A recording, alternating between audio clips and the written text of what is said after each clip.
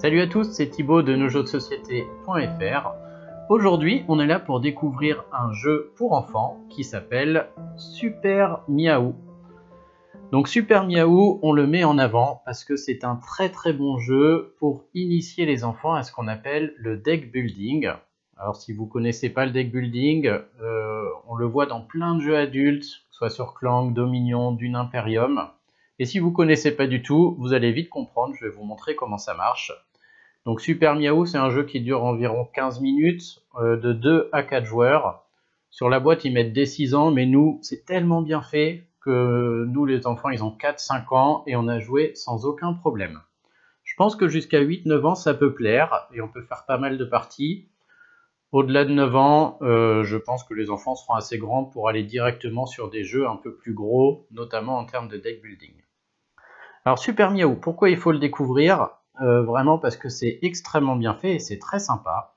Donc au niveau du design, tout se passe dans cette boîte. Vous avez cette boîte et à l'intérieur, il y a toutes les cartes.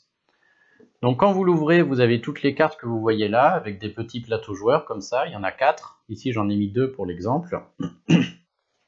Et ce qui est bien, c'est que du coup, ils ont tout prévu, c'est-à-dire que la boîte va être utilisée. Hop. Donc les cartes dont j'ai pas besoin, on va s'en passer.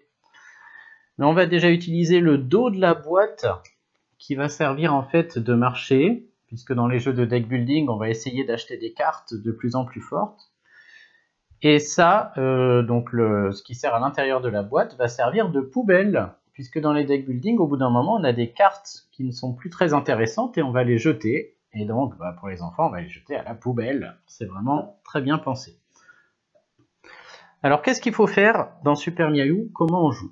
Le but, ça va être de réussir à retrouver Super Miaou qui est ici, c'est-à-dire de l'acheter au marché. Et pour réussir à l'acheter, vous voyez visuellement, c'est très bien fait, il faut une carte chat plus une carte cap.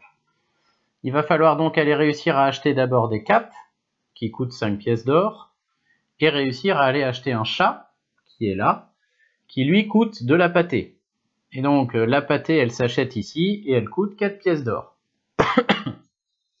Donc le mécanisme est assez simple jusqu'ici, et puis vous avez aussi des pièces d'or qui s'achètent là. Alors je vous montre comment ça se joue pour ceux qui ne connaissent pas le deck building. Chacun part avec son petit plateau de départ qui est ici, donc là j'ai mon voisin, et 4 cartes, on a tous les mêmes au début. Donc j'ai 2 fois 2 pièces d'or, et 2 fois 1 pièce d'or. L'idée dans ce jeu, c'est qu'à chaque tour on va piocher seulement 2 cartes. On joue chacun notre tour, je joue, puis mon voisin joue, puis en face ça joue, ensuite c'est à moi, et on tourne comme ça. Donc à chaque tour, on va piocher que 2 cartes. Déjà ça, pour les enfants, c'est super. Pas besoin qu'ils galèrent avec 15 cartes en main, ça tombe par terre, etc. Non seulement on pioche que 2 cartes chaque tour, mais en plus on n'a même pas besoin de les avoir dans notre main, puisqu'on a un petit plateau où on va pouvoir poser les cartes qu'on joue juste au-dessus de nous, c'est-à-dire devant ces 2 mains. Donc à votre tour, vous allez révéler 2 cartes. Et ça vous donne un certain nombre d'or. Donc ici, j'ai 4 ors. Avec ces 4 ors, j'ai le droit d'acheter une seule carte au marché. Donc c'est le principe du deck building. Je pioche 2 cartes, j'achète une carte au marché. Donc là, par exemple, pour 4 ors, je pourrais m'acheter une pâtée. Je ne peux pas m'acheter la cape encore, elle coûte 5, elle est trop chère. Ou alors, je peux m'acheter une carte 3 ors, ce qui me permettra plus tard d'avoir plus de sous, puisque vous l'avez deviné, mais avec des 2 et des 1, en piochant 2 cartes, on ne peut jamais arriver à 5. Donc il va falloir acheter les grosses pièces d'or, puis les capes, etc. Donc on va supposer que là, à mon premier tour, j'ai 4 ors et je choisis d'acheter cette carte qui vaut 3 ors et qui, comme c'est indiqué sur le marché, coûte 3 ors aussi. Le principe du deck building, c'est que quand vous achetez une carte, en l'occurrence là j'ai acheté 3, je ne peux pas l'utiliser tout de suite. Je ne peux pas la mettre dans ma pioche et la repiocher immédiatement. Ça va d'abord à la poubelle. Ça va à la poubelle avec les 2 cartes que je viens de jouer. Ensuite, mon voisin va jouer, puis le suivant. Et quand c'est mon tour, je dois continuer à jouer les cartes de ma pioche. Donc là, en l'occurrence, je vais piocher les 2 1 qu'il me reste. J'ai 2 ors et je peux acheter quelque chose au marché. Avec 2 ors, j'ai pas vraiment de choix. Je peux acheter cette pièce-là qui vaut 2. et je la mets dans ma poubelle, encore une fois. On la jette, hein, c'est un deck building. Et c'est seulement quand je n'ai plus de cartes à piocher que tout ce que j'ai acheté avec toutes mes cartes de départ, je les remélange. Hop. Et ça repasse dans ma pioche avec les deux cartes que je vais piocher à mon prochain tour. Ensuite, mon voisin joue, etc. Et quand c'est mon tour, cette fois-ci, j'ai une chance d'aller peut-être trouver la pièce à 3. Donc là, c'est pas le cas. Donc je vais devoir m'acheter quelque chose à 2. Ça va passer dans ma défausse. Imaginons j'achète ça. Puis au tour d'après, je vais retourner. Bah, toujours pas, on va dire, je vais tricher un petit peu. Elle est où? Elle est là. Il y a un moment, je vais avoir 2 et 3. Cette fois, je peux peut-être m'acheter la cape. Si je m'achète la cape, attention, je ne l'ai pas tout de suite, elle va ici. Et ensuite, je joue mes deux cartes, puis je vais remélanger. Je vais pouvoir, comme ça, trouver ma cape au bout d'un moment. Et donc, le jeu, quand même, est un tout petit peu long, puisque d'abord, il faut des pièces d'or pour réussir à acheter la cape. La cape, ensuite, quand vous la tirez, elle sert à rien, parce qu'il faut réussir à la tirer en même temps que le chat. Donc, il faut aussi aller acheter un chat. Pour acheter un chat, il faut acheter, il y a un moment, avec nos 4 pièces d'or, il faut réussir à acheter la pâtée. Et quand vous avez la pâtée, vous pouvez mélanger tout votre deck, etc. On va tricher un petit peu, hop.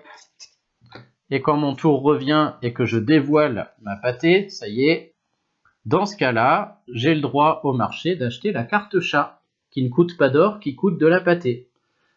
Et donc si j'achète ma carte chat, je peux la mettre dans ma défausse, ainsi de suite. Et à partir de maintenant, à tout moment, comme j'ai un chat et une cape, quand j'aurai joué et que je vais tout remélanger, si j'arrive à trouver les deux en même temps, c'est-à-dire que si pendant mon tour, hop, si je mélange tout et que pendant mon tour, je dévoile les deux en même temps, j'ai gagné. Donc c'est le principe du deck building, on va améliorer son deck jusqu'à réussir la condition de victoire, le premier qui réussit à gagner.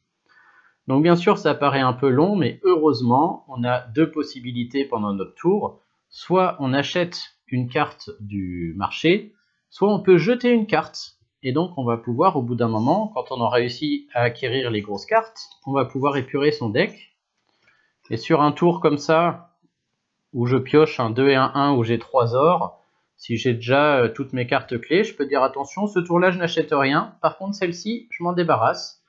Et je vais la mettre dans la poubelle, si j'arrive à viser, qui est placée comme ça sur la table.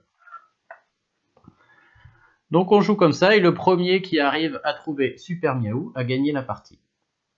Donc vous voyez déjà, le jeu est très sympa. Il y a une carte dont je n'ai pas parlé, j'y viens après. Mais surtout, ce qui est excellent là pour les enfants, c'est comment c'est amené, puisque là je vous ai expliqué le deck building, mais regardez ce petit plateau de jeu. En fait, ça marche très bien puisqu'on a un sac à dos et une machine à laver. Et ça, c'est vraiment une super idée. C'est-à-dire que l'enfant, pendant son tour, il met ses cartes, non pas dans sa pioche, mais il met ses cartes dans son sac à dos. Et donc, il comprend très vite que les cartes dans le sac à dos, c'est celle qui va pouvoir sortir, c'est celle qui va pouvoir jouer. Dès que j'ai fini mon tour, je sors 2 cartes de mon sac à dos. Et c'est-à-dire que même pendant que mes copains vont jouer, mes 2 cartes sont prêtes. Je ne les connais pas encore, mais mes 2 cartes sont prêtes. Et quand j'ai joué, c'est-à-dire quand j'ai dévoilé mes cartes, alors là c'est un peu bête, j'ai gagné. Quand j'ai dévoilé mes cartes et soit j'ai acheté une carte du marché, soit j'ai jeté une carte, les cartes vont dans la machine à laver. Elles sont sales, elles ont été utilisées, elles sont sales, ça va dans la machine à laver. La carte que je viens d'acheter, elle n'est pas propre encore, ça va dans la machine à laver. Et c'est seulement quand ma machine à laver est pleine, c'est-à-dire quand j'ai tout dans ma machine à laver, qu'est-ce qu'on fait dans la machine à laver? On mélange et ça ressort tout propre dans le sac à dos. Et donc ça, c'est bête, hein, c'est un peu visuel, c'est rigolo, mais ça marche extrêmement bien avec les enfants et ils comprennent très vite. Donc ce petit plateau de jeu là, c'est vraiment ce qui fait que le jeu est très bien.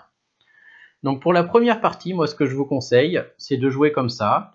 Donc on révèle 2 cartes, soit on achète au marché, soit on jette. Ça va dans la machine à laver, on met les 2 suivantes face cachée et c'est à notre voisin de jouer. On enchaîne comme ça et je vous conseille de ne pas jouer la souris, la carte dont je n'ai pas encore parlé.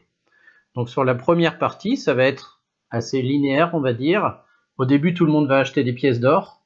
Ensuite, tout le monde va essayer de s'acheter une pâtée, puis une cape. Puis, avec la pâtée, on va acheter le chat. Et ensuite, chacun va essayer de jeter ses cartes à la poubelle pour avoir un deck le plus petit possible, jusqu'à réussir à piocher la cape et le chat en même temps. Ça, c'est bien pour les premières parties. Ça permet aux enfants de bien se familiariser avec le jeu. Et c'est plus simple pour eux. Il y a le seul cas particulier qui peut arriver, ça va être celui-ci. C'est que des fois, l'enfant, il aura tout mis à la machine à laver, il lui restera qu'une seule carte dans sa pioche. Et donc ça le familiarise avec l'idée de dire, bon, j'ai une carte, il faut la jouer. Dans les deck building, on pioche sa carte. Et s'il nous en manque une, c'est seulement là qu'on mélange sa machine à laver. Donc déjà, l'enfant visualise et comprend ce principe un peu technique du deck building, où on pioche sa carte et on mélange le reste. Donc ça permet, en jouant sur la souris, d'avoir ça. Ensuite, dans vos parties d'après, parce qu'au bout d'un moment, vous allez vous ennuyer, et le jeu paraît quand même pas fou quand on est comme ça, on ajoute la souris. Alors la souris, elle coûte 4 pièces d'or. Donc déjà, vous l'avez compris, mais il faut que je sorte 4 pièces d'or. Imaginons c'est le cas, j'achète une souris. Quand j'achète une carte au marché, elle est sale, elle va dans la machine à laver avec les cartes que je viens d'acheter. Ensuite, mes copains jouent, je joue le prochain tour, etc.